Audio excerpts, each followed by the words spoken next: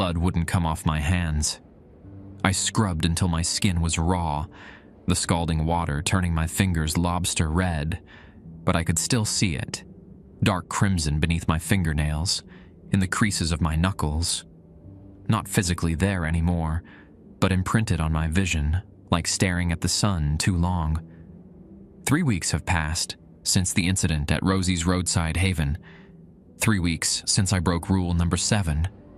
3 weeks since Larry Wilkins's body was found in the walk-in freezer, his face frozen in an expression I still see when I close my eyes.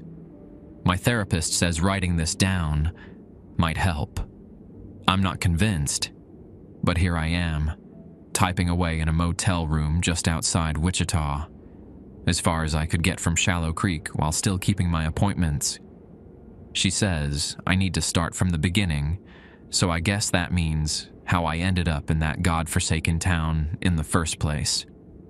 My name's Mike Donovan. 5 months ago, I was a junior account executive at a marketing firm in Chicago with a decent apartment, a girlfriend named Elise, and what I thought was a normal life stretching ahead of me. Then came the panic attacks, the drinking, the missed deadlines. The final straw was when I passed out during a client presentation. By evening, my desk was cleared out, my career in tatters. Elise stuck around for exactly 2 more weeks before she too decided I was more trouble than I was worth. Can't really blame her. With no job, mounting bills, and Chicago winters being what they are, I called the only family I had left, my Uncle Ray. He'd moved to Kansas 15 years ago after retiring from the Postal Service, bought a little house outside a town called Shallow Creek, population 847, according to the weathered sign I passed on my way in. "You can stay as long as you need," he told me over the phone, his voice gruff but kind. Plenty of room since Martha passed.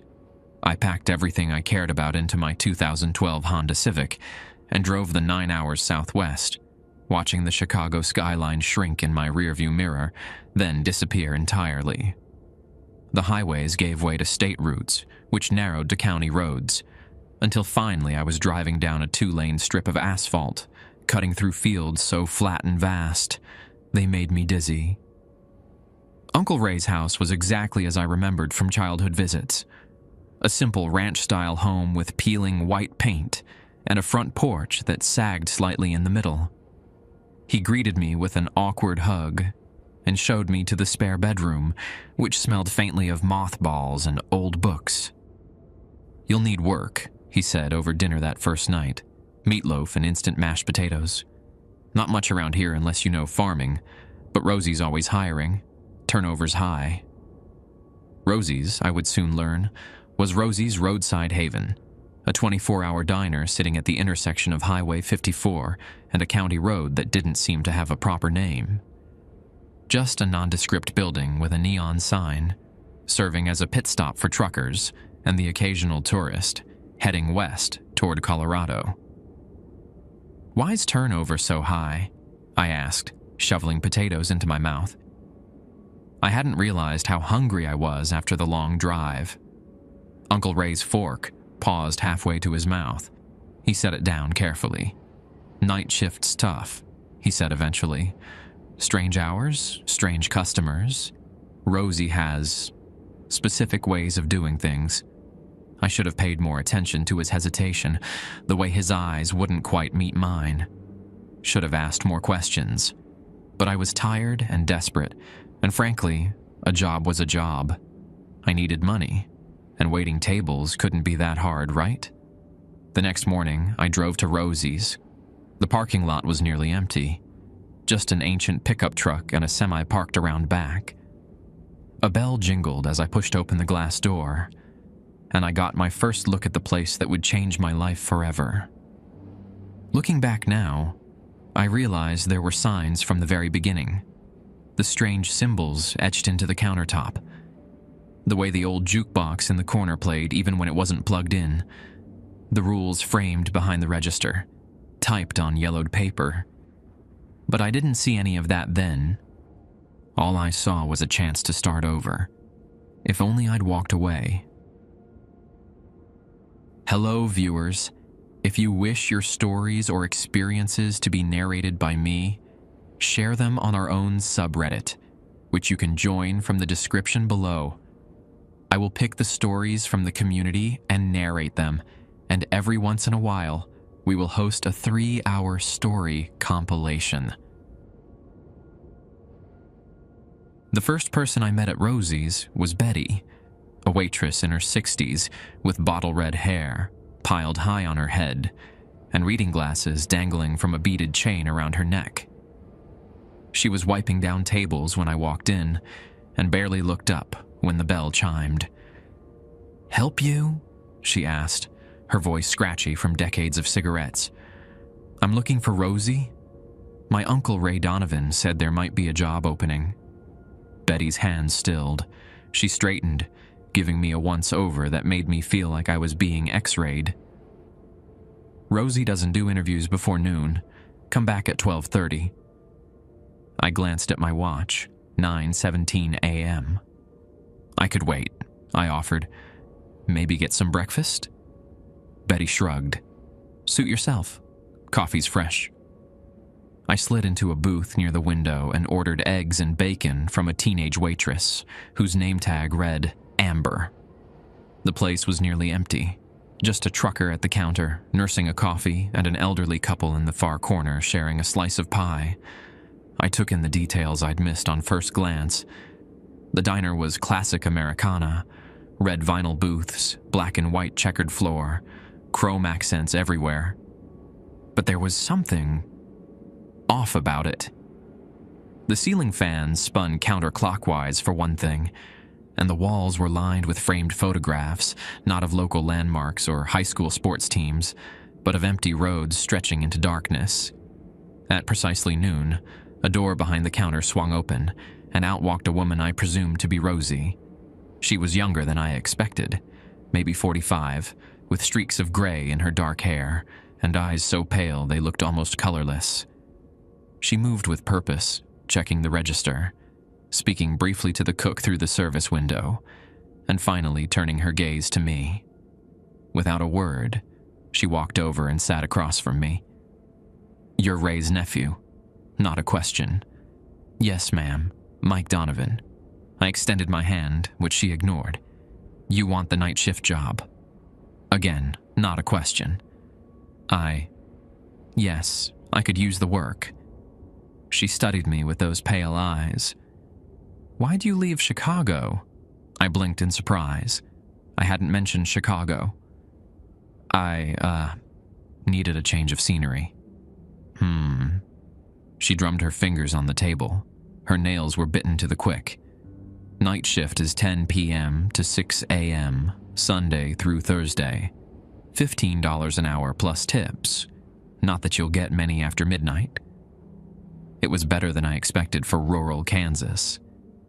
"That sounds fine." "It's not fine. It's necessary." She reached into her apron pocket and pulled out a folded piece of paper. "These are the rules. Read them. Memorize them. Your life depends on following them." I chuckled, thinking she was joking. Her expression didn't change. I unfolded the paper. "Rules for night shift at Rosie's. All doors must be unlocked at all times. Never engage the deadbolt, even if someone is trying to get in. If the phone rings exactly 3 times, answer it. If it rings any more or less, let it go to voicemail. The jukebox will play by itself sometimes. If it selects B7, unplug it immediately. Between 2:15 a.m. and 4 a.m., do not look out the windows. If a customer orders something not on the menu, politely decline. Do not offer alternatives. If you see a child alone in the parking lot, do not go outside. Call Rosie immediately, regardless of the time. The bathroom in the far back is for employees only. If a customer insists on using it, direct them to the public restrooms. No exceptions." I looked up, a smile still frozen on my face. "This is some kind of initiation joke, right? Do I look like I'm joking?" Rosie leaned forward. There have been 5 night shift employees in the last year. 3 quit. 1 is in Western State Hospital. 1 is missing. My mouth went dry. Missing? Todd Maycomb, 27.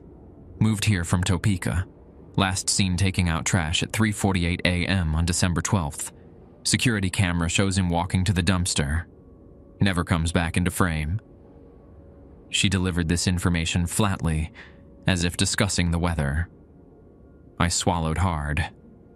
I don't understand. You don't need to understand. You need to follow the rules. She tapped the paper. Memorize them. First shift is Sunday night. Betty will train you on the register tomorrow. I haven't said I'll take the job. Rosie stood up. You'll take it. You need money, and there's nowhere else hiring within 50 miles. Unless you want to work the night shift at the Conoco on Highway 54, but I wouldn't recommend it. She paused. Their rules are more complicated. With that, she walked away, disappearing through the door she'd come from. I sat there staring at the list. Part of me wanted to crumple it up, walk out and keep driving until I hit Colorado. But Rosie was right. I needed the money. And how dangerous could a diner in rural Kansas really be? Pretty damn dangerous, as it turned out. I pocketed the list and paid for my breakfast. As I was leaving, I noticed Betty watching me from behind the counter. Word of advice, city boy, she called after me. Rule number 4? That's the one you really don't want to break. Why's that? I asked. She shook her head. Because sometimes what's looking in is also looking back. The bell jingled as I pushed through the door, stepping into the bright Kansas sunshine. I squinted up at the cloudless blue sky, trying to shake the chill that had settled in my bones, despite the warmth of the day. On the drive back to Uncle Ray's, I found myself glancing in the rearview mirror more often than necessary, watching the diner shrink in the distance until it was just a dot on the horizon, then nothing at all. But even when I couldn't see it anymore, I still felt like it was watching me. Uncle Ray didn't ask how the interview went when I got back.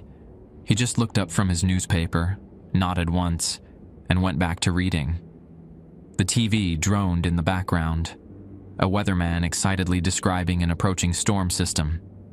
I wondered if my uncle already knew about Rosie's rules, if everyone in Shallow Creek did. Saturday, Betty trained me on the register, the grill, and the coffee machines. The diner was busier than I expected, mainly locals grabbing lunch after church or running weekend errands. Betty was efficient, but not chatty, calling out orders in a clipped tone and sliding plates across the counter with practiced precision. The night shift is different, she said as we wiped down tables during a lull. Slower, mostly. Truckers and insomniacs until about midnight. Then it gets quiet. The way she emphasized quiet made my skin prickle. About those rules, I ventured. Betty's eyes flicked to the door behind the counter, Rosie's office. Follow them, she said simply. All of them. No exceptions. But why? You Chicago boys always need to know the why of everything. She shook her head.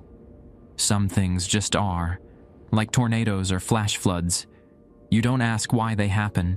You just get out of the way. I tried a different approach.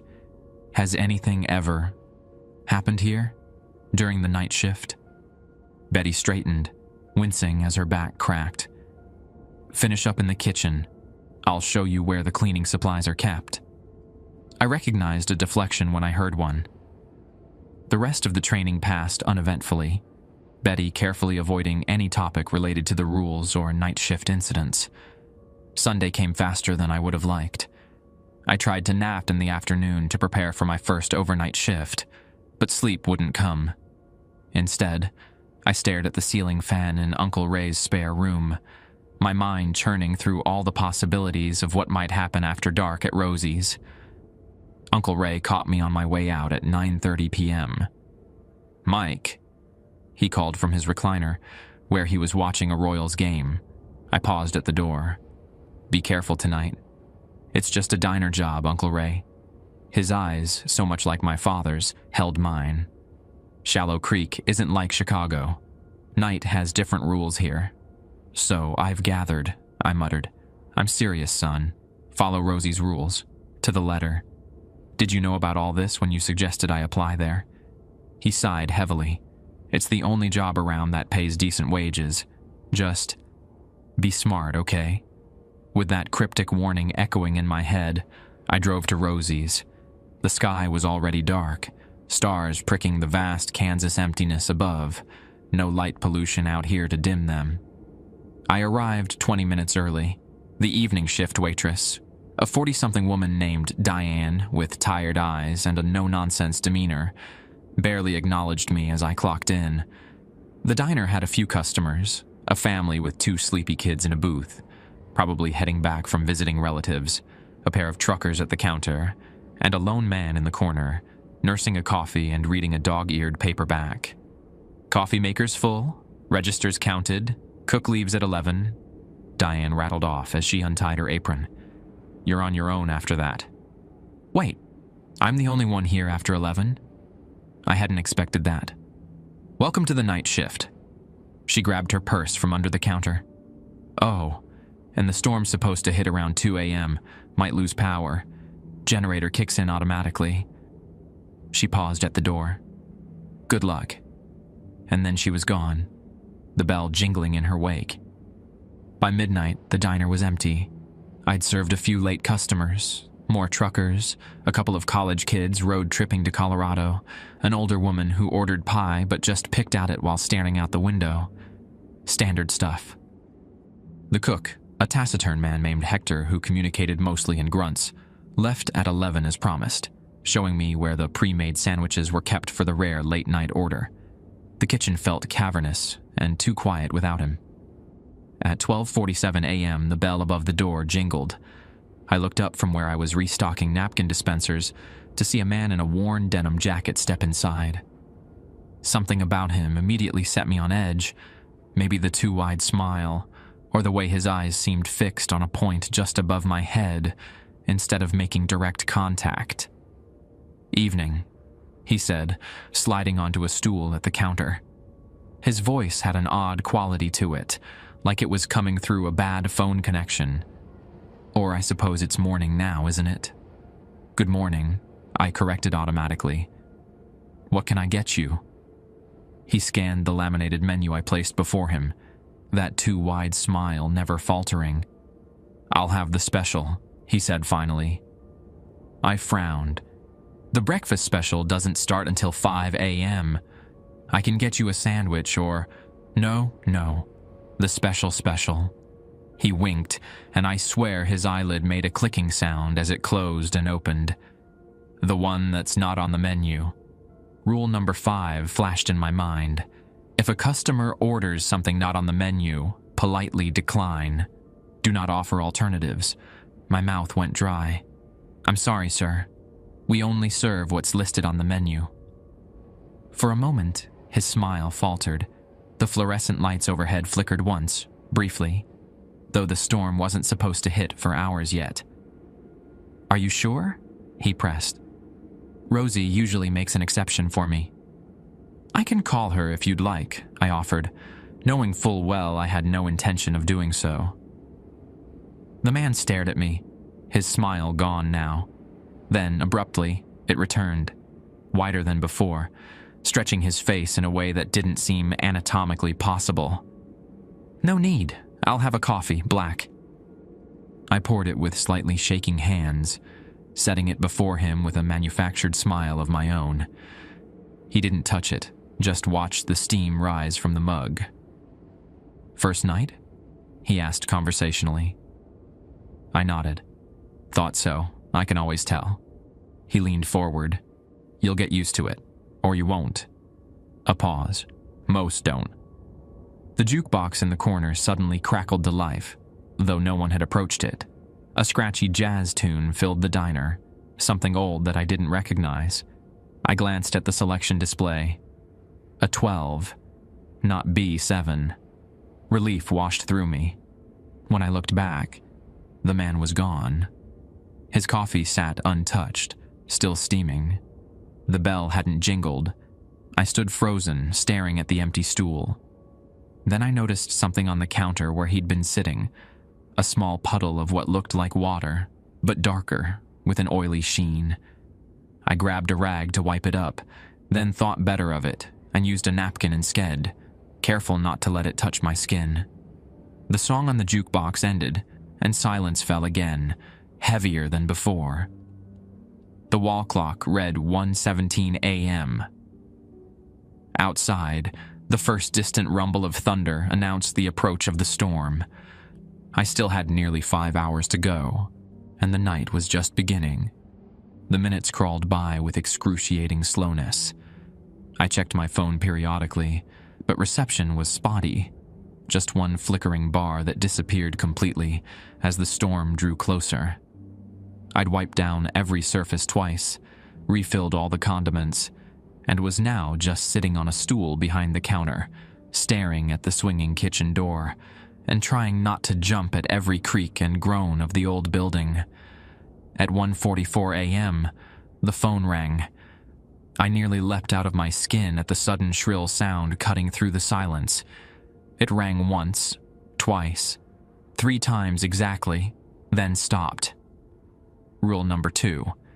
If the phone rings exactly 3 times, answer it. If it rings any more or less, let it go to voicemail. I hesitated for only a second before picking up the receiver. "Rosie's Roadside Haven," I answered, my voice steadier than I felt. Silence on the other end. Then a soft, rhythmic sound, breathing maybe, or something else entirely. I waited, every muscle tense. "Hello?" I tried again. The breathing, if that's what it was, grew louder, more labored, then faintly a whisper. "Look outside." I swallowed hard. "Who is this?" Not yet. The voice was neither male nor female, young nor old. It simply was. But soon, at 2:15, look outside. Rule number 4 flashed through my mind. Between 2:15 a.m. and 4 a.m., do not look out the windows. "I don't think I will," I said, surprised by my own boldness. A sound came through the receiver then. Something between a laugh and a gurgle, wet and unpleasant. Smart boy. But curiosity is such a human trait, isn't it? So hard to resist. The line went dead. I replaced the receiver with a shaking hand. The wall clock showed 1:49 a.m. The storm was getting closer. I could hear the wind picking up, whistling around the corners of the building and rattling the windows in their frames. At 2:03 a.m., the bell above the door jingled. An elderly man stepped inside, soaked from the rain that had just started falling. He wore an old-fashioned suit, slightly too large for his frail frame, and carried a battered leather briefcase. "Terrible night to be out," he commented, taking a seat at the counter. Water pooled beneath his shoes on the checkered floor. "But I always stop at Rosie's on my route." "What route is that?" I asked, placing the menu before him. "Oh, here and there." He waved vaguely. "Coffee, please. Black." I poured him a cup, noting that his hands were dry despite his drenched appearance. The oddity registered, but I pushed it aside. He seemed normal enough compared to my earlier customer. "Passing through?" I asked, desperate for ordinary conversation. In a manner of speaking, he sipped his coffee, eyes closing briefly in appreciation. "I'm a collector." "Of what?" "Moments, mostly." He set down his cup. "The significant ones. First kiss, last breath, that sort of thing." A chill ran through me. Sounds like an interesting job. He smiled, revealing teeth that seemed too numerous for a human mouth. "It has its rewards." He checked the gold pocket watch. "It's nearly time." "Time for what?" 2:15. He nodded toward the windows. "That's when they come." Thunder crashed directly overhead, and the lights flickered ominously. When they stabilized, the old man was gone, just like the previous customer. His coffee cup remained, empty now, with what looked like teeth marks on the rim. The clock read 2:14 a.m. Rain lashed against the windows, distorting the view of the parking lot. Lightning flashed, momentarily illuminating the scene outside. The empty parking lot, the highway beyond, the vast darkness of the Kansas plains. Between 2:15 a.m. and 4 a.m., do not look out the windows. Something tapped on the glass. I froze, coffee pot still in hand, eyes fixed firmly on the countertop. The tapping came again, more insistent this time. Tap, tap, tap. Don't look up, don't look up. Lightning flashed again, and despite my determination, my eyes betrayed me, flicking upward for just a split second. In that brief illumination, I caught a glimpse of something pressed against the window nearest the door. Not a face exactly, but face adjacent. Features in all the wrong places, arranged in a configuration that hurt to look at. I dropped my gaze immediately, heart hammering. The tapping continued, moving from window to window around the diner. I kept my eyes resolutely on the counter, focusing on wiping the same spot over and over. "Hello?" A voice called from outside, familiar, normal. "Mike? You in there?" It sounded exactly like Uncle Ray. "Don't look up." "Mike, my truck broke down. I need help. Let me in." I gripped the edge of the counter until my knuckles turned white. "Mike, please. It's pouring out here." The voice was so convincing, identical to my uncle's gruff baritone, down to the slight Kansas drawl he'd acquired over the years. But I knew Uncle Ray was home, asleep in his recliner in front of the TV. "You're not my uncle," I said aloud, still staring at the counter. The voice changed, becoming higher, sweeter. "Mikey?" "It's Mom." My breath caught. My mother had died when I was 14. "Mikey, I've missed you so much. Just look at me, baby. Let me see how you've grown." Tears pricked at my eyes. It sounded exactly like her. The gentle lilt, the way she'd always called me Mikey, even when I complained I was too old for that nickname. "Look at me," the voice pleaded, and for a moment, I almost did. My head began to lift of its own accord. Then the jukebox suddenly blared to life, startling me back to awareness.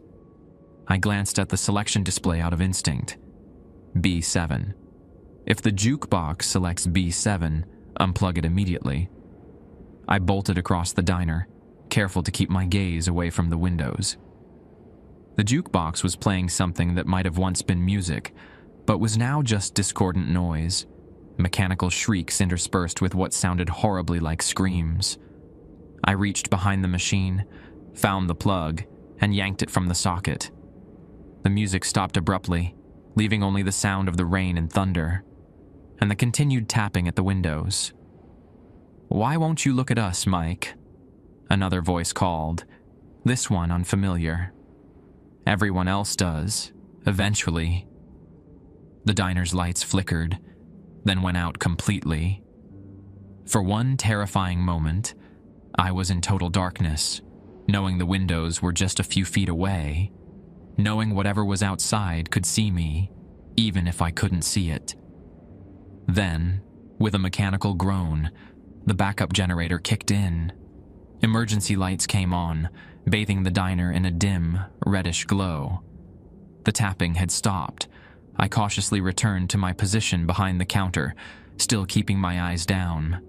The wall clock, now illuminated by the emergency lighting, showed 2:47 a.m., over an hour to go. The phone rang again, 1, 2, 3 times. I picked it up. "Having fun?" It was the same voice as before, now tinged with amusement. "What do you want?" My voice was barely a whisper. "Want?" "Oh, nothing much. Just a little peek, a little acknowledgement. It's rude to ignore visitors, you know." "You're not visitors," I said. "Whatever you are." "Semantics." The voice chuckled wetly. We've been coming to Rosie's for longer than you've been alive. Long before Rosie, even. This place has always been special. Why? What's so special about a diner in the middle of nowhere?" The voice was silent for a moment. Thin spots, Mike Donovan. Places where the walls between, let's call them realities, aren't as solid as they should be. Your world leaks into ours. Ours leaks into yours. Usually just a trickle, but sometimes, between 2:15 and 4 a.m. for instance, the flow becomes a flood. A crash from the kitchen made me jump. It sounded like pots and pans being thrown. "I need to go," I said. "They're getting impatient." The voice agreed. "One more thing, Mike. About rule number 7. The line went dead again. I hung up, my hands trembling. The crashing from the kitchen grew louder, more insistent. Something was in there, moving around. I glanced at the far back of the diner, where a narrow hallway led to the bathrooms. The employee bathroom, the one mentioned in rule number 7, was at the very end, its door slightly ajar. The bathroom in the far back is for employees only. If a customer insists on using it, direct them to the public restrooms. No exceptions. The kitchen doors swung open suddenly, violently. I caught a glimpse of movement, something large and dark, dragging itself across the floor. I didn't wait to see more. I dove behind the counter, pressing myself into the narrow space between the register and the coffee maker. The thing from the kitchen moved through the diner. I couldn't see it from my hiding place, but I could hear it. A wet, slithering sound, punctuated by what might have been footsteps, if feet made squelching noises against linoleum. It paused, as if searching. Then slowly, the sounds moved away, toward the hallway, toward the employee bathroom at the back. The diner fell silent again, except for the storm outside. I stayed hidden, barely breathing, until the clock showed 3:30 a.m. One more hour until I could look outside again. One more hour until whatever ritual or phenomenon was occurring would end. I just had to stay hidden, stay quiet, and above all, keep following the rules. The rest of the diner's night shift suddenly made a lot more sense. At exactly 4:01 a.m., the emergency lights flickered, then the main power returned. The fluorescent bulbs hummed to life, bathing the diner in harsh white light. I uncurled from my hiding spot, muscles aching from being cramped for so long. The diner looked normal. The tables and chairs were all in place, the checkered floor clean and dry, despite the muddy footprints I had expected from whatever had dragged itself through. The only evidence of anything unusual was the jukebox, still unplugged, its selection display frozen on B7. I checked the kitchen first, flipping on every light switch. Nothing was out of place. No pots or pans on the floor. No sign of disturbance. I even checked the walk-in freezer, half expecting to find something horrible inside. There was nothing but boxes of frozen burger patties and bags of French fries. Only then did I venture down the hallway toward the employee bathroom. The door was closed now, though I distinctly remembered it being ajar earlier. I stood before it, hand hovering over the knob. Should I look inside? What if something's waiting? My phone buzzed in my pocket. A text message, finally getting through now that the storm had passed. It was from Uncle Ray. "Everything okay?" I texted back. "All good. Storm was bad. Power went out for a bit." His reply came quickly. "First night's always the worst. Almost done." Almost done.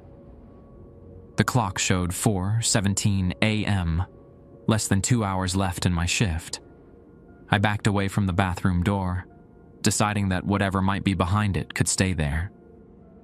Rule number 7 didn't say anything about not using the employee bathroom myself, just not letting customers use it.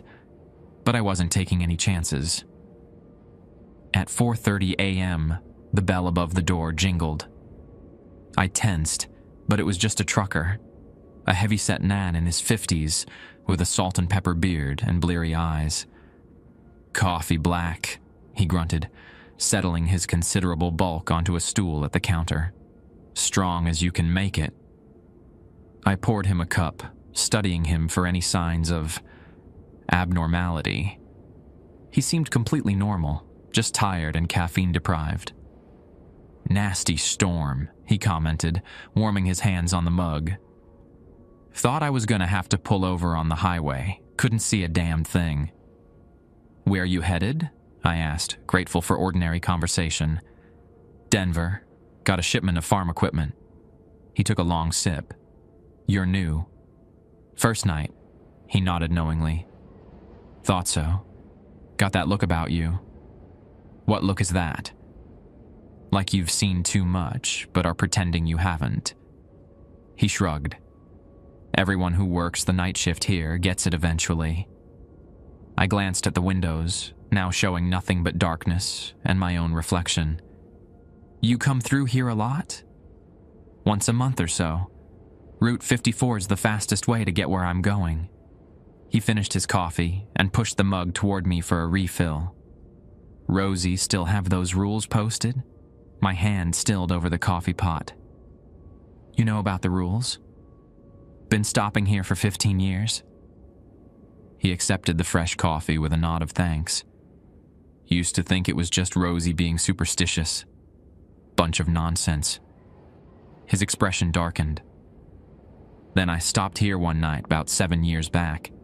Middle of winter. Snow coming down like nobody's business. Only customer in the place." He paused, taking a slow sip of his coffee. "The waitress, older lady, don't recall her name, got a phone call.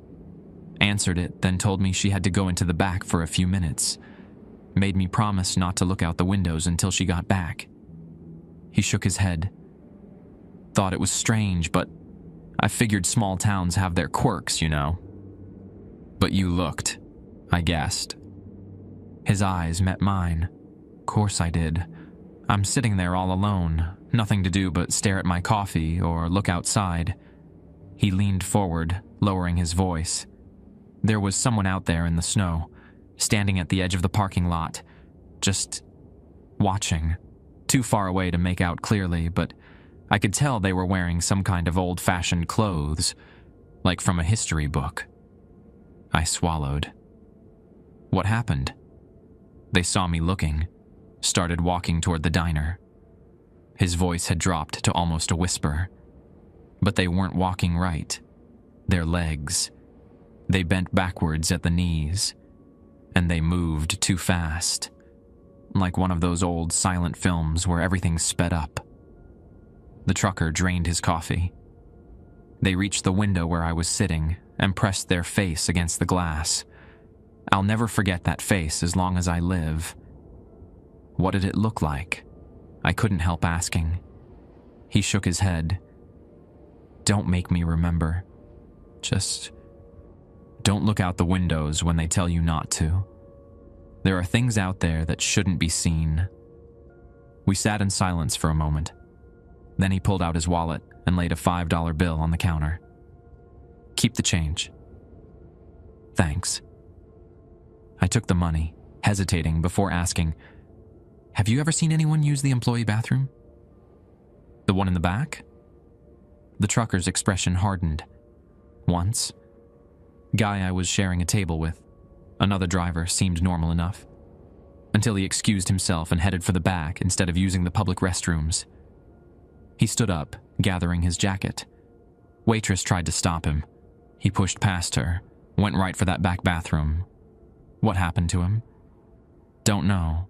I left before he came back." He tugged his hat lower over his eyes. "Next time I came through, I asked about him. Rosie claimed she didn't know who I was talking about." With that ominous note, he headed for the door. Just before exiting, he turned back. "Word of advice, if you keep this job, get yourself a cross. Silver, not gold. Keep it with you during your shift." The bell jingled as he left, and I was alone again.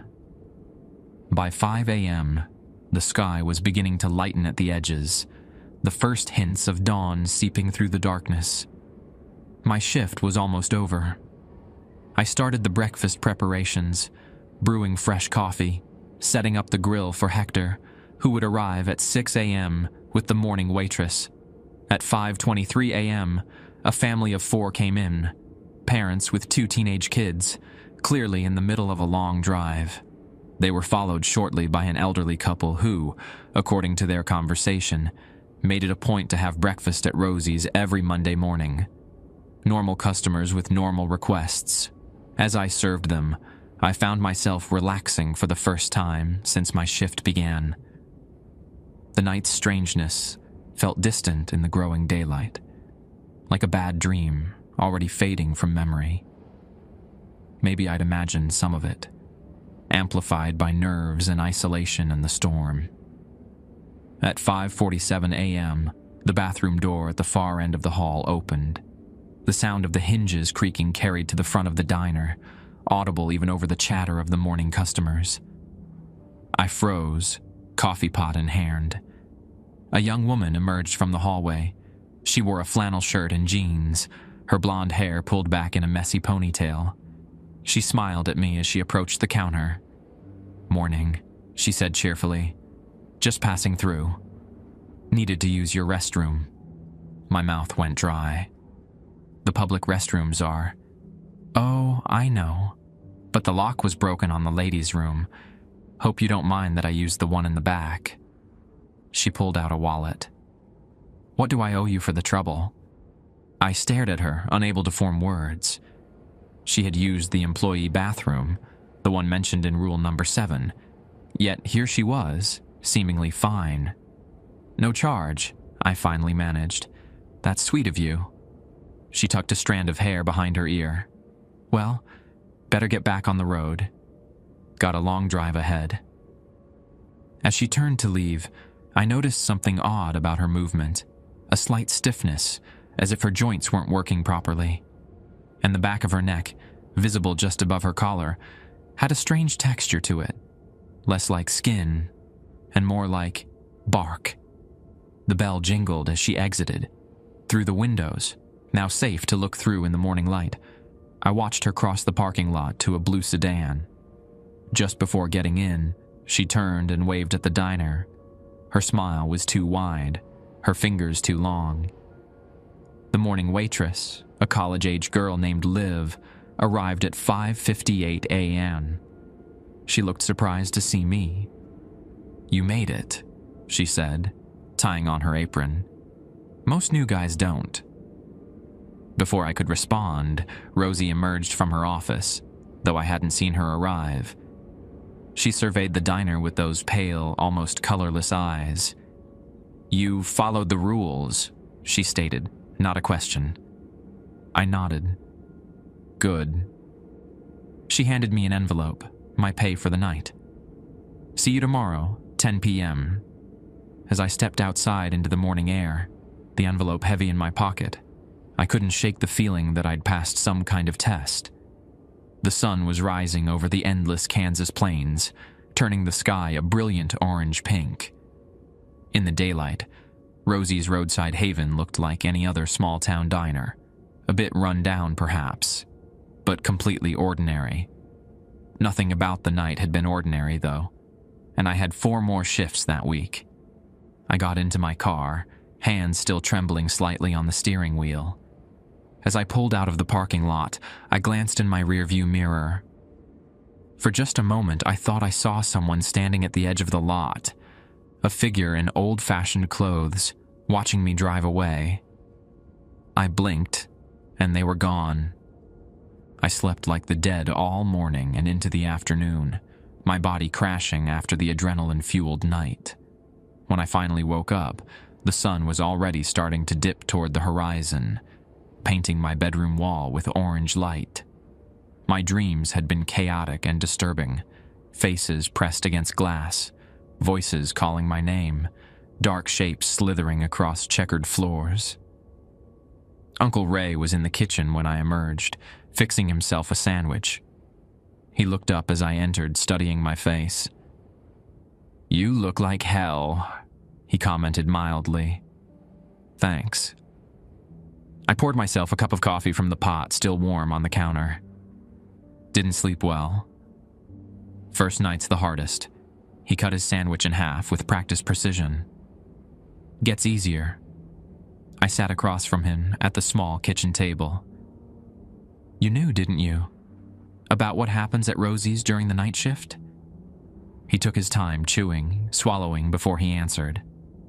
"Everyone in Shallow Creek knows something, but no one knows everything. That's how it works around here." "That's not an answer." He sighed, putting down his sandwich. "What do you want me to say, Mike? That I knowingly sent my brother's son into danger?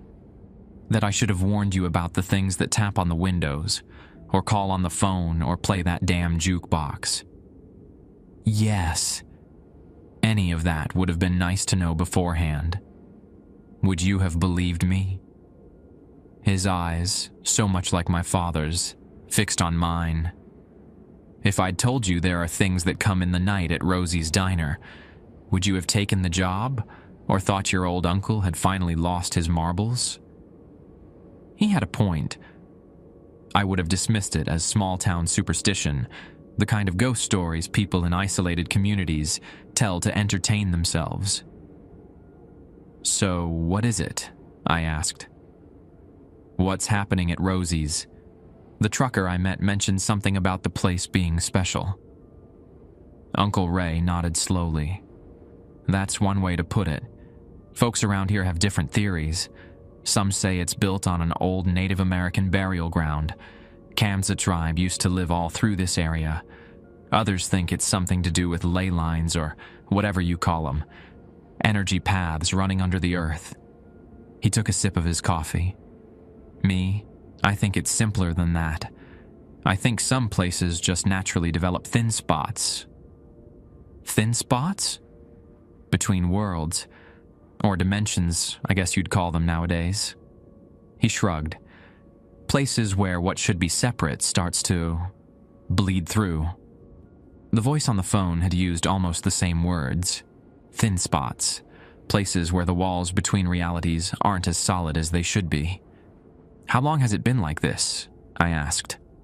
"Long as anyone can remember. The diner's changed names and owners over the years. Used to be called The Crossroads, before Rosie bought it in the 90s. Before that, it was Midnight Eats. Always been a 24-hour joint, though." He finished his sandwich. "Always had rules, too. They change sometimes, get updated when incidents occur."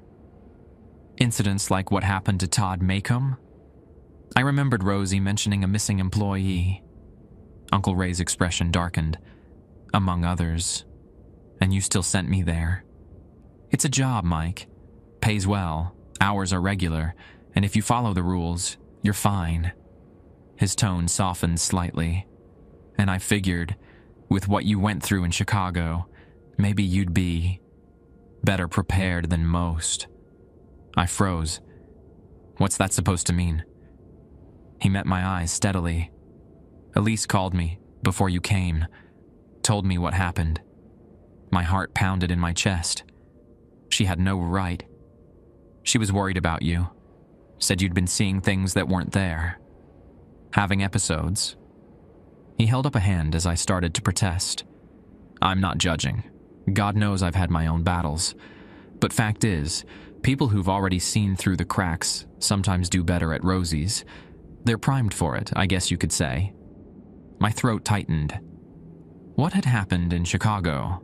The hallucinations, the paranoia that eventually cost me my job and relationship, wasn't something I liked to think about, let alone discuss. The doctors had called it a psychotic break brought on by stress and exhaustion. They'd given me pills that made me feel hollow, and prescribed therapy I couldn't afford. "I'm better now," I said stiffly. "I know you are." Uncle Ray stood and placed his plate in the sink. "Just saying, maybe what you experienced there prepared you for here." Maybe there's a reason you ended up in Shallow Creek." "Yeah, because I had nowhere else to go," I muttered. "Maybe." He didn't sound convinced. "Get some more rest. You've got another shift tonight." I spent the remainder of the afternoon researching Rosie's on my laptop. There wasn't much. A few reviews on travel sites from people who'd stopped for a meal while passing through. Nothing mentioning anything strange. I expanded my search to the history of Shallow Creek itself and found a bit more. The town had been established in 1867, founded by settlers moving west after the Civil War. Before that, the land had indeed belonged to the Kansas tribe, though there was no specific mention of burial grounds in the area. A few old newspaper articles mentioned strange occurrences at what was then called the Crossroads Diner, dating back to the 1950s, but details were scarce. One article from 1978 reported 3 patrons missing after a late-night stop at Midnight Eats, but the case was apparently never solved. The most recent incident I could find was from 5 years ago, a brief mention in the Shallow Creek Gazette about a disturbance at Rosie's that required police involvement. No details were provided. I arrived for my second night shift 10 minutes early, stomach knotted with apprehension. Betty was finishing up the evening shift, looking as tired and unimpressed as ever. "You're back," she observed, counting out the register. "Apparently." I tied on my apron. "Huh." She seemed genuinely surprised. "Most don't come back after the first night." "So, I've heard." She handed me the register key. "Rosie left something for you, in the office." I headed to the small room behind the counter. Rosie wasn't there, but on the desk was a small paper bag with my name scrawled on it. Inside was a silver cross on a simple chain, along with a note. "Wear it. R." I slipped the chain over my head, tucking the cross under my shirt. Its weight was oddly comforting against my chest. Betty was gone when I emerged, the diner empty except for a middle-aged woman nursing a cup of tea in the corner booth. She left shortly after, leaving me alone as the clock ticked toward midnight. The second night was quieter than the first. No storm, no power outage. A few truckers stopped for coffee and sandwiches, and a group of college kids came in around 1 a.m., loud and slightly drunk, ordering mountains of French fries and milkshakes. They were clearly passing through, probably heading back to KU and Lawrence after a weekend trip. The normalcy was almost disappointing after the intensity of the previous night. Had I imagined some of it? Exaggerated the strangeness in my mind. At 1:58 a.m., the phone rang. Once, twice, 3 times. I picked it up. "Miss me?" It was the voice from last night. "Not particularly," I replied, trying to sound bored rather than terrified. The voice chuckled. "Grave tonight, aren't we?" "That's good.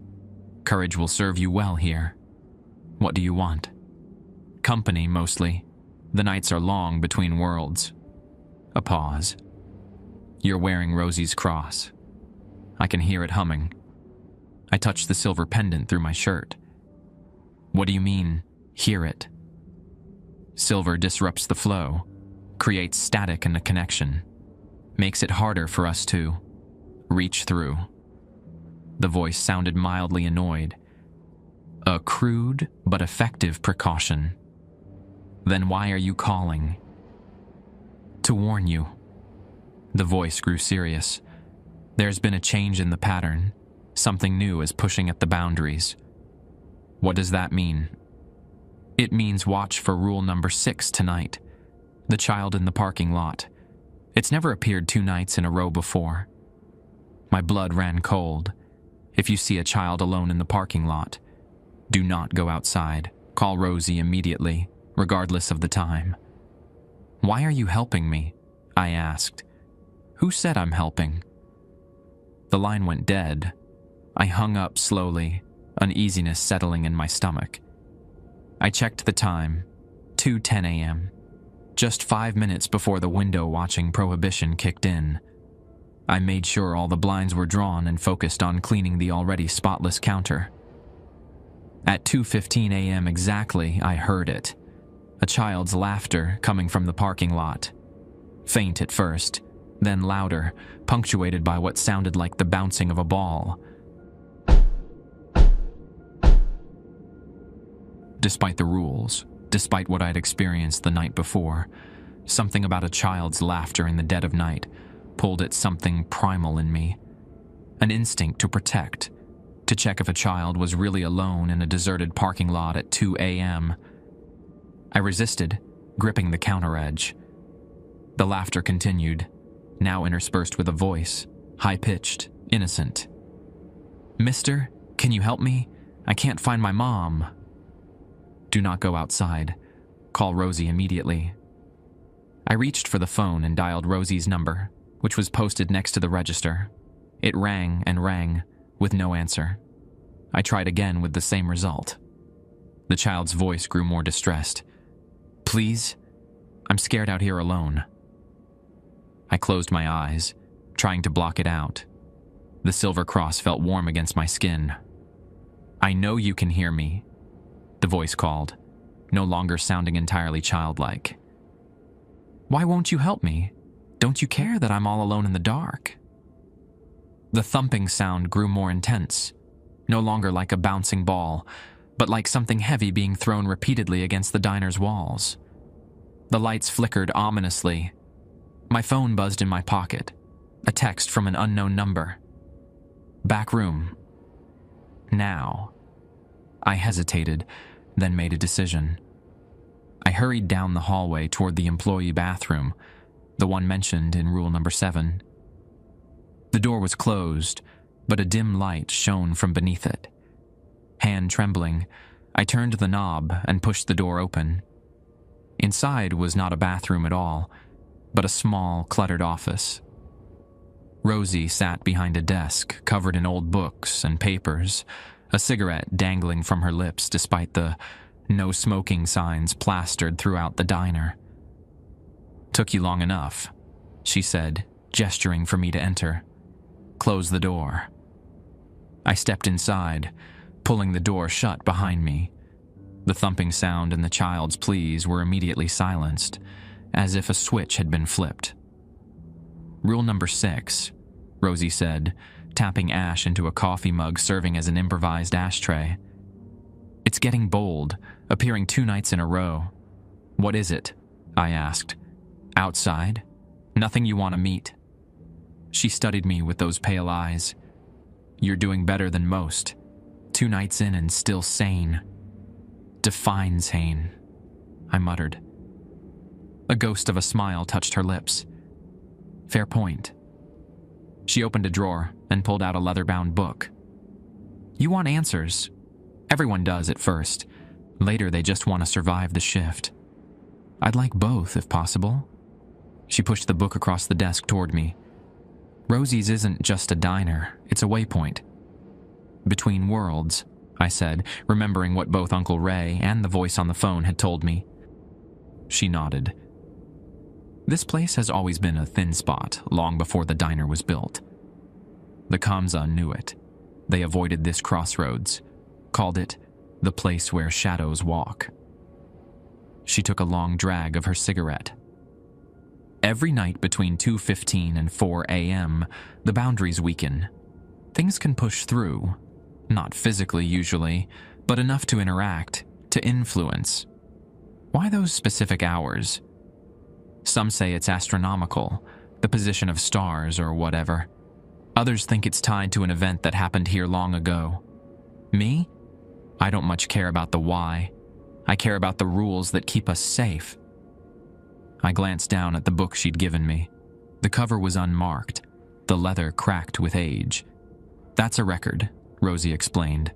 "Every incident, every rule change, every employee who didn't make it, going back almost 70 years. She fixed me with that unsettling stare. "Read it if you want, or don't. But know this, the rules aren't arbitrary. Each one is written in someone's blood. From outside the office, the jukebox suddenly blared to life. I recognized the selection immediately. B7. Go, Rosie said, suddenly alert.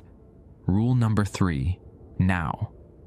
I bolted from the office, the discordant wail of the jukebox growing louder as I entered the main area of the diner. The sound was worse than the previous night. Less like music and more like the auditory equivalent of a seizure. Notes crashing into each other in patterns that hurt my ears. If the jukebox selects B7, unplug it immediately. I rushed across the room, careful to keep my eyes averted from the windows. The emergency lights had kicked on again, bathing everything in that eerie red glow. The thumping from outside had intensified, now sounding like multiple fists pounding on every wall of the diner simultaneously. I reached behind the jukebox, found the cord, and yanked it free from the socket. The cacophony stopped abruptly, leaving only the sound of the pounding on the walls. For a moment, I thought I'd been too slow, that something had already come through. Then the pounding gradually subsided, fading to nothing. The emergency lights flickered, then the regular fluorescence hummed back to life. The diner returned to its ordinary appearance, as if nothing had happened. Rosie emerged from the back, lighting a fresh cigarette. Close one, she commented, exhaling a plume of smoke. B7's a distress signal. Makes the barriers more permeable. A distress signal from what? I asked, my heart still racing. From someone trapped on the other side, someone who wants to get through. She checked her watch. 3:17, less than an hour left of the danger zone. I followed her to the counter, where she poured herself a cup of coffee. You said the rules are written in blood, I said. What did you mean by that? Rosie took a sip of her coffee, grimacing at the taste. Exactly what it sounds like. Every rule exists because someone broke it first, usually with fatal consequences. She gestured around the empty diner. Rule number 4, about not looking out the windows. That was Carter Williams, 1983, night cook. Got curious about the noises outside. 3 days later, they found him walking along Highway 54, eyes gouged out, repeating, "They only want to be seen," over and over. I swallowed hard. And rule number 7? About the employee bathroom? Something flickered across Rosie's face. Something that might have been fear. Some rules are better left unexplained. She stubbed out her cigarette in a saucer.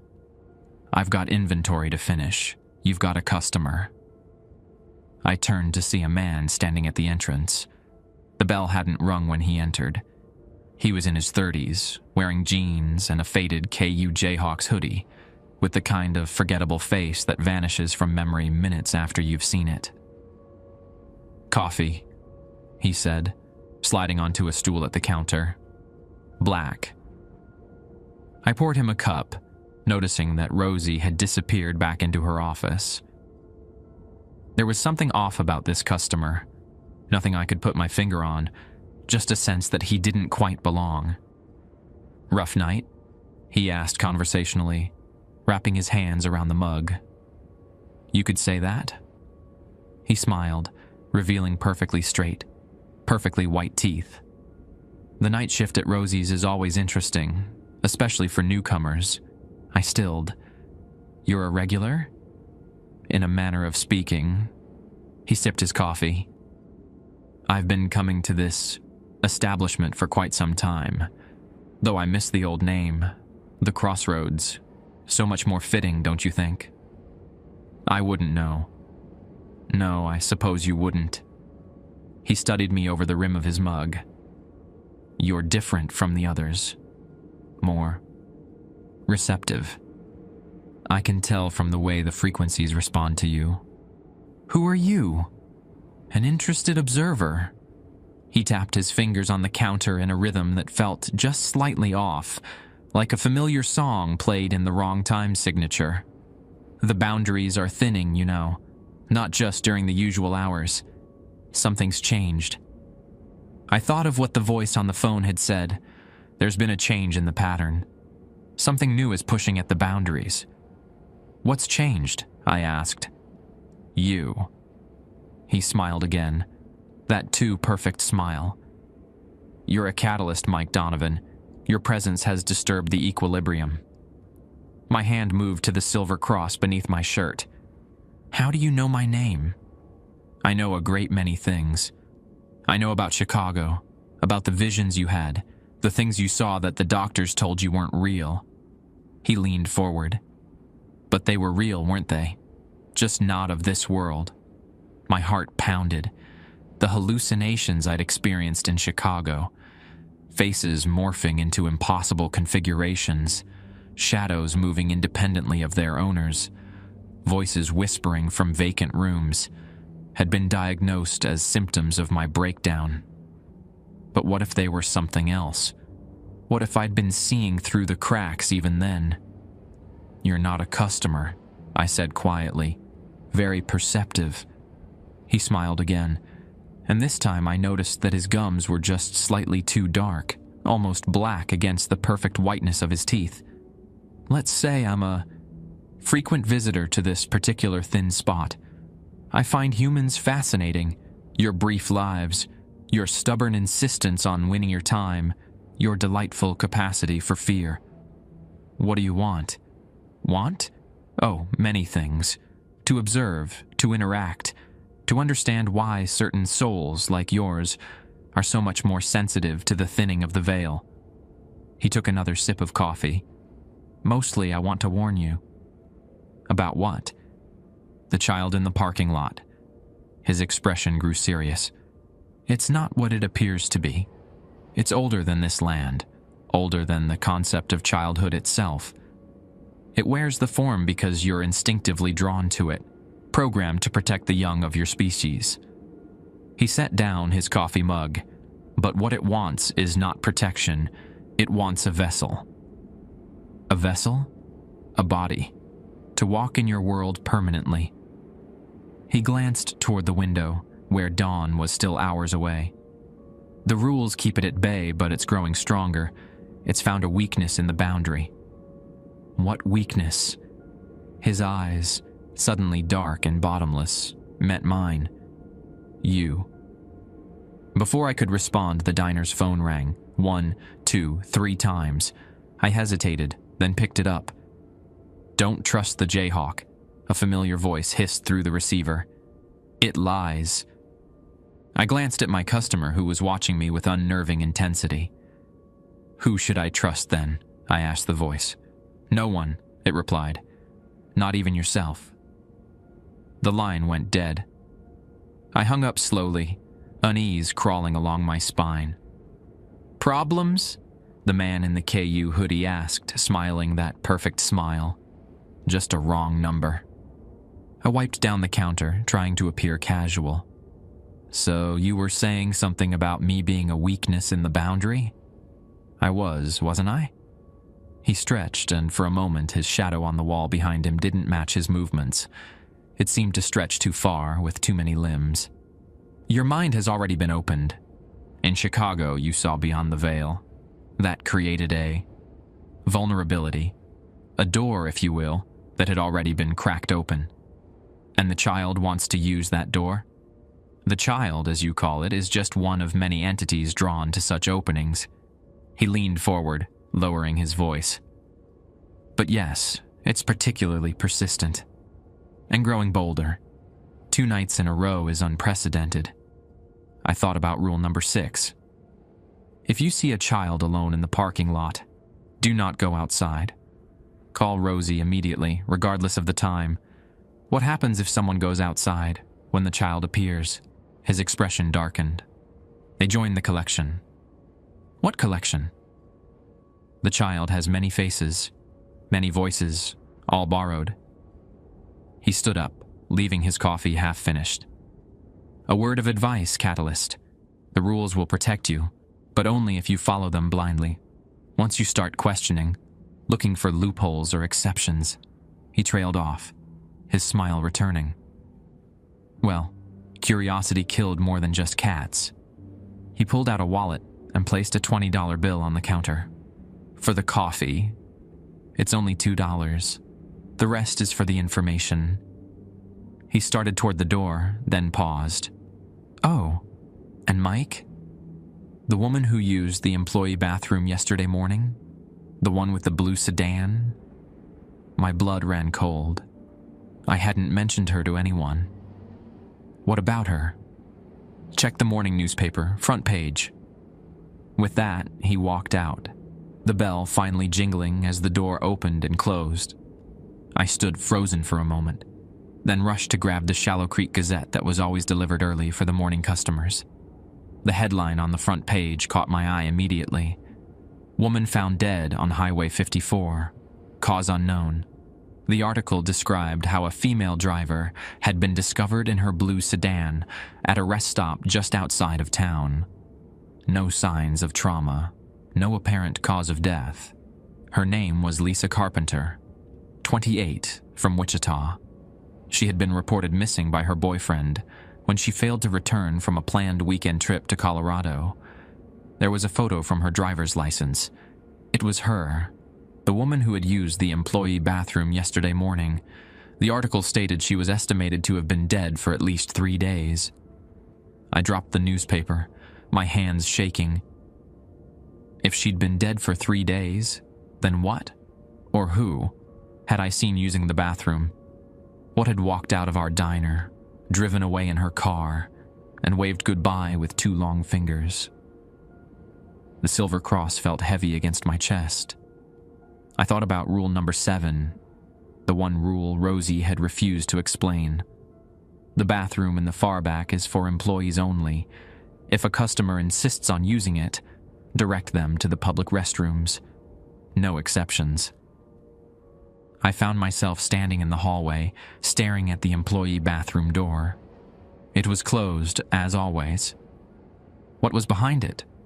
A bathroom, as I'd assumed. Or something else.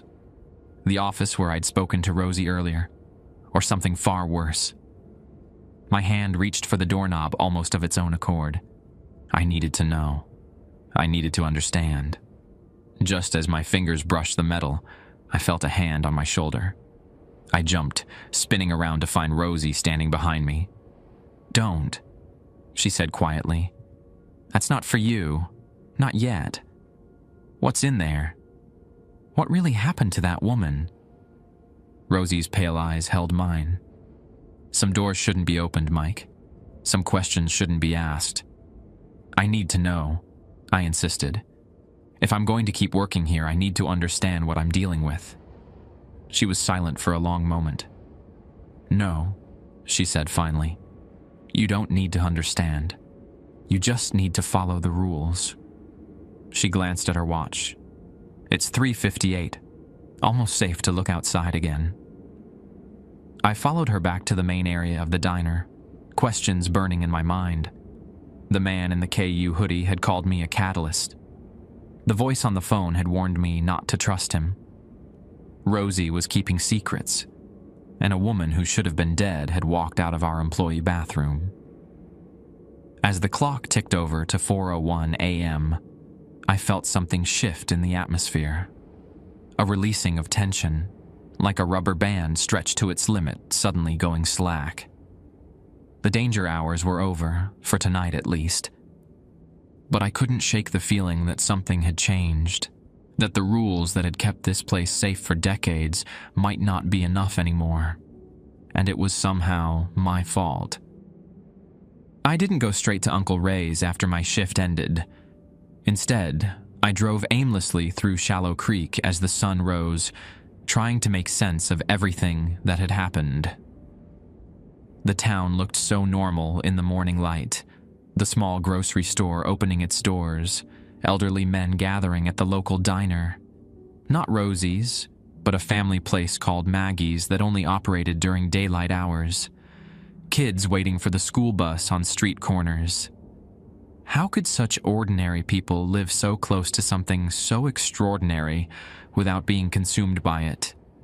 Or maybe they were affected in subtle ways they didn't even recognize. Maybe the strangeness of Rosie's seeped into the town like groundwater contamination, showing up in odd behaviors and local superstitions. I found myself parked outside the Shallow Creek Public Library, a small brick building that probably hadn't updated its collections since the 90s. On impulse, I went inside. There was only one librarian, an elderly woman with a cloud of white hair and glasses that magnified her eyes to owl-like proportions. "Can I help you?" she asked as I approached the desk. "I'm researching local history," I said, "specifically anything about unusual occurrences at the diner on Highway 54. It's called Rosie's now, but it used to be the Crossroads, and before that."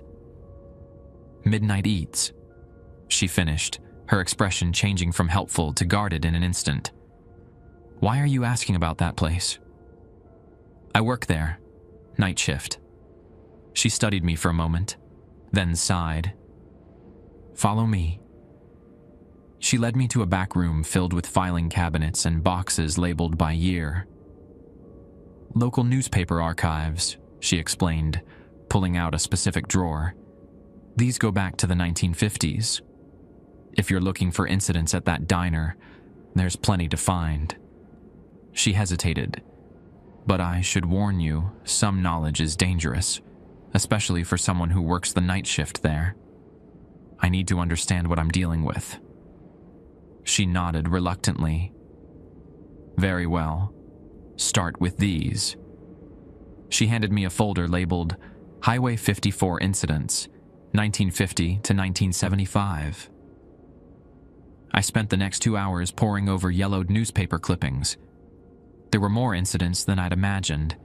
Missing persons, unexplained deaths, reports of mass hallucinations experienced by diner patrons. One article from 1968 described how all 12 customers present at the Crossroads one night in November claimed to have seen the same thing: the walls bleeding, the floor turning to quicksand, and patrons at neighboring tables transforming into creatures not of this earth. The most disturbing article was from 1972, describing how a night cook named James Harker had entered the employee bathroom and emerged 3 days later, speaking in tongues and exhibiting what the paper delicately called physical anomalies. He was committed to the state psychiatric hospital, where he reportedly died by suicide a week later by gouging out his own eyes and choking on them. By the time I left the library, my head was spinning with horrific details spanning 7 decades.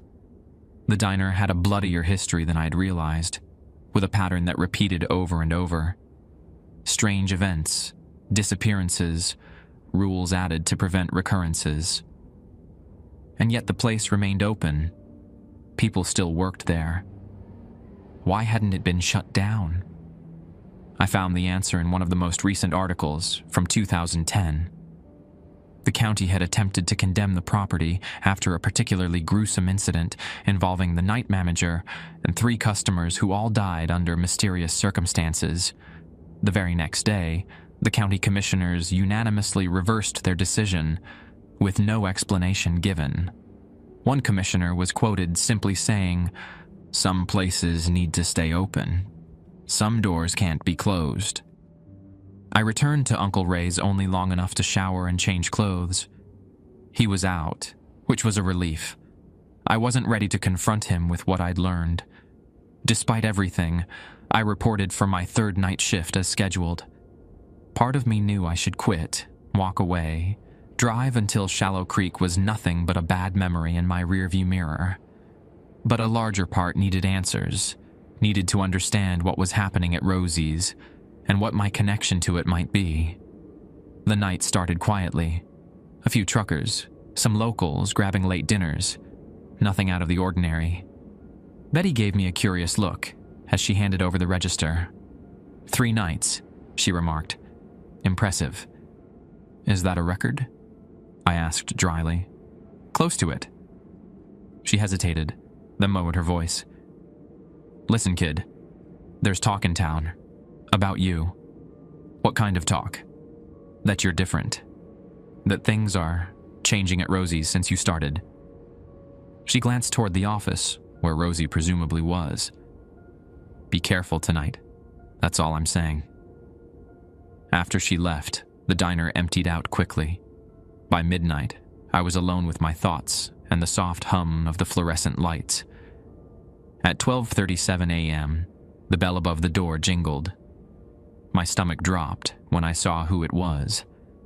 Larry Wilkins, the man whose body would be found in a walk-in freezer 3 weeks from now, according to my opening account. I recognized him from the newspaper photo accompanying the article about his death. A middle-aged man with a receding hairline and round glasses, wearing a rumpled suit that had seen better days. He carried a briefcase and had the weary look of a traveling salesman at the end of a long day. "Evening," he said, settling at the counter. "Or morning, I suppose. Coffee, please." I poured him a cup with hands that weren't quite steady. Was this it? The night he died? Was I about to become part of whatever led to his death? "Passing through?" I asked, trying to keep my voice casual. "Heading to Wichita for a sales conference, medical supplies." He sipped his coffee. "Got a late start. Figured I'd drive through the night." He studied me over his glasses. "You okay, son?" "You look like you've seen a ghost." "Just tired," I lied. "Anything else I can get you?" He ordered a sandwich, which I prepared mechanically, my mind racing. Should I warn him? Tell him to leave? Get back on the road? Never stop at Rosie's again? Would that change the future? Or was his fate already sealed? As I set his sandwich before him, I made a decision. "Listen, Mr. Wilkins." He frowned. "How do you know my name?" I froze. I'd slipped up, called him by a name he hadn't provided. "It's, on your briefcase," I improvised, though it wasn't. He glanced down at his plain briefcase, then back at me, suspicion dawning in his eyes. "No, it's not." Before I could respond, the phone rang. 1, 2, 3 times. "Excuse me," I said, grateful for the interruption. I picked up the receiver. "Don't try to change it," the familiar voice warned. "Some deaths are fixed points. Necessary." "Necessary for what?" I whispered, turning away from Wilkins. "The balance, the boundaries, one soul for many." The voice paused. "He's mocked. Has been since he first crossed the state line. Nothing you do will change that. I can't just let him die. You already have. 3 weeks from now, remember? You're just experiencing it out of sequence." The line went dead. I returned to find Wilkins watching me with open suspicion. "Who was that?" he demanded. "Wrong number," I lied. "You're a terrible liar." He stood up, leaving his sandwich half-eaten. "I think I'll hold out." Relief flooded through me. Maybe he would leave. Maybe the future could be changed. "Wait," I blurted out. Don't use the bathroom before you go." He stared at me. "What?" "Just, there's a gas station down the road with cleaner facilities," I said lamely. His expression hardened. "You know what? I do need to use the restroom before I get back on the road." "Where is it?" I pointed reluctantly to the public bathrooms. "Through there, on the right." He nodded curtly and headed down the hallway. I stood frozen, listening. After a minute, I heard the bathroom door open, then footsteps, not returning to the main diner, but continuing further down the hall, toward the employee bathroom. My blood turned to ice. I hurried after him, rounding the corner just in time to see Wilkins turning the knob of the employee bathroom door. "Stop!" I shouted. "You can't go in there." He turned, his expression defiant. "Why not?" "What are you hiding back here?" "It's for employees only. Please, just use the public restroom." "There's something going on here," he said, eyes narrowing. "I'm going to find out what it is." He pushed the door open. I lunged forward, grabbing his arm, but it was too late. The door swung wide, and light spilled out from whatever lay beyond. Wilkins froze in the doorway, his body rigid with shock. "Oh my God," he whispered. "What is this? What is this place?" I couldn't see past him, couldn't glimpse what he was seeing. But I heard it. A low, rhythmic pulsing, like the sound of a massive heart beating, and beneath it, voices, dozens, perhaps hundreds of voices, all whispering at once. "Close the door," I pleaded. "Please, Mr. Wilkins, close it now." Slowly, as if in a trance, he took a step forward, into the room, not away from it. "It's beautiful," he murmured. "I can see everything." "Larry, don't." I reached for him again, but an invisible force repelled my hand, preventing me from crossing the threshold. He took another step forward, then another. The light from the room grew brighter, pulsing in time with the heartbeat sound. "I understand now," Wilkins said, his voice taking on an odd, reverberating quality. "I understand everything. All the connections, all the patterns." He turned back to look at me, and his eyes were no longer human. They swirled with light and darkness, like miniature galaxies. "You should see this, Mike. You should join me." "Come back," I begged. "Please." He smiled, a beatific expression that transformed his ordinary face. "I'll see you in 3 weeks," he said. Then he walked fully into the light. The door slammed shut with such force that it knocked me backwards. I scrambled to my feet and grabbed the knob, but it wouldn't turn. The door was locked, or perhaps sealed in some way I couldn't comprehend. I pounded on it, calling Wilkins's name, but there was no response, only silence from beyond. When I finally gave up and returned to the main diner, I found Rosie waiting, her pale eyes resigned. "You broke rule number 7, she said. "You let him use the employee bathroom." I tried to stop him, I protested. "Not hard enough." She lit a cigarette, ignoring the no-smoking signs.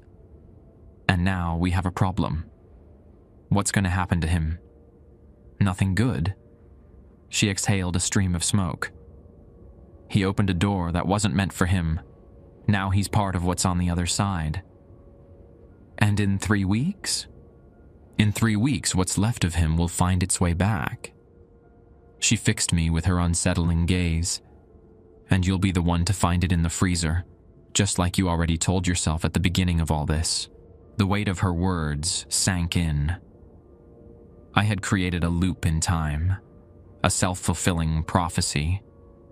I would find Wilkins' body in the freezer, because I had already written about finding it, in an account of events that hadn't happened yet. "I don't understand any of this," I said, my voice breaking. "You don't need to understand," Rosie replied, her voice surprisingly gentle.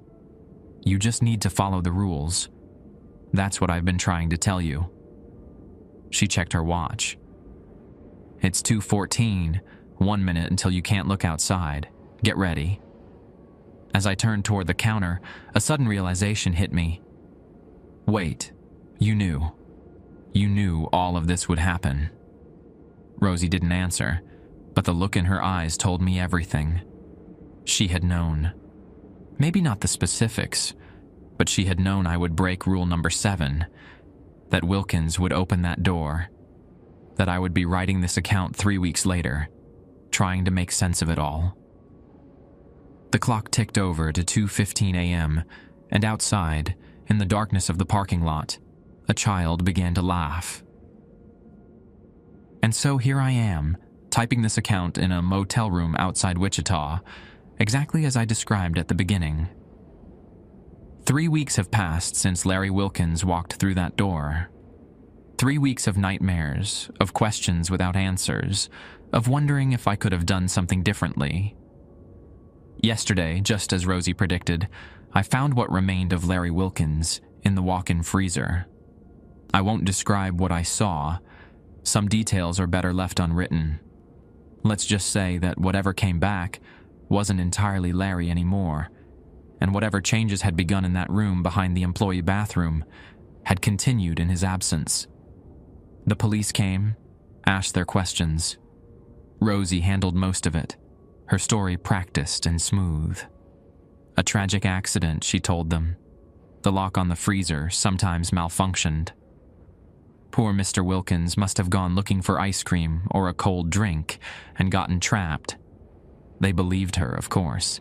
The officials in Shallow Creek always believe Rosie. They have to. The alternative would mean acknowledging what really happens at that crossroads, what has always happened there. Uncle Ray was waiting when I got home, a glass of whiskey already poured for me. "You found him," he said. Not a question. I nodded, downing the whiskey in one burning gulp. "It's not your fault," he told me. "Some things are fixed points. They happen because they've already happened. That doesn't make any sense. Time doesn't work the same at thin spots." He poured me another drink. Rosie's exists in many moments simultaneously. Past, present, future, all bleeding together. I thought about what the man in the KU hoodie had said, about me being a catalyst. Is that why I'm here? Because I was always meant to be part of this. Uncle Ray's eyes, so like my father's, held a sadness I hadn't noticed before. "I don't know, son, but I do know you have a choice now. You can leave. Drive away. Never look back. Will it matter? If some things are fixed points, if time is just a loop at Rosie's, maybe not to the diner, but it would matter to you." I considered it. Packing my meager belongings, pointing my car east or west or anywhere that wasn't here. Starting over somewhere new, somewhere normal. But the truth is, I'm not sure normal exists for me anymore. Not after what I've seen. Not after what I've been part of. And there's something else. Something I'm reluctant to admit even to myself. A part of me wants to know more. Wants to understand what's behind that door. What connects me to this place. What it means to be a catalyst. So I'm going back. Tonight will be my 4th shift at Rosie's.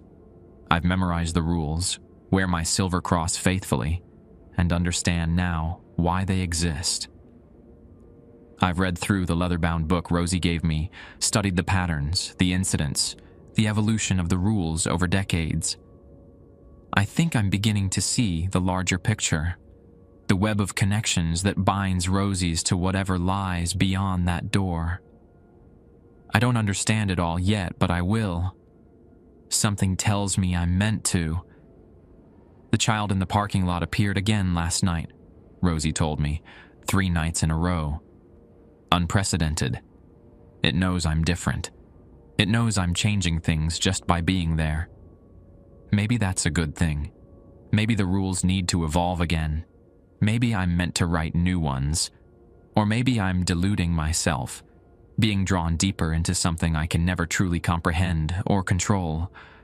Perhaps I'll end up like so many others.